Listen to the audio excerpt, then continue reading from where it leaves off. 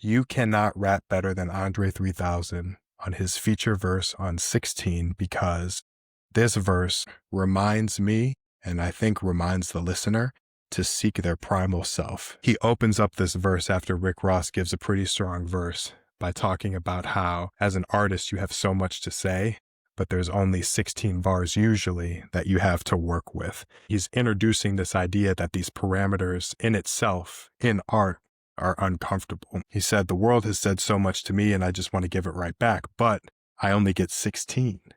That's like a cage, you know? I really can't say what I want to say. It's just a glimpse. And here is like the crux of Andre 3000, at least to me, his like personal struggle with the achievement of mastery juxtaposed with public light and fame and industry expectation. First portion of the verse, he goes, summer 88, or was it 89? Or was it wintertime? Never mind. He's starting out this verse with this nostalgia-coded feeling that links the motions with the goal. He goes on to say, I'm in my room, booming, drawing LL Cool J album covers with Crayolas on construction paper. I have crayons, I have my base desires, and I want to act on those base desires. He goes on to say, I'm trying to fuck my neighbor. I'm trying to hook my waves up.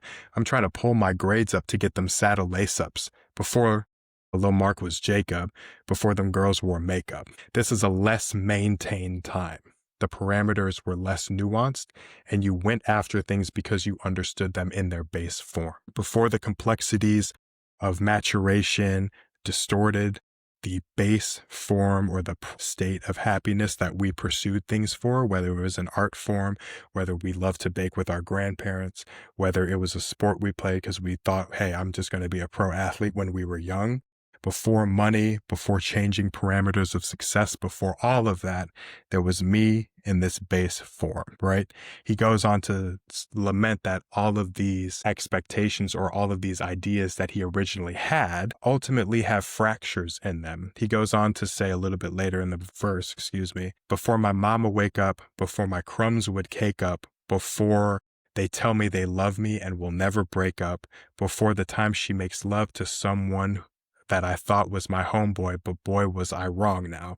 I don't budge, don't want much, just a roof and a porch and a Porsche and a horse, and unfortunately, but of course an assortment of torches that scorches the skin when they enter. The simple desires that I keep hitting on had simple consequences. I believed in these things, but all of these things are now under siege and I want to maintain my core.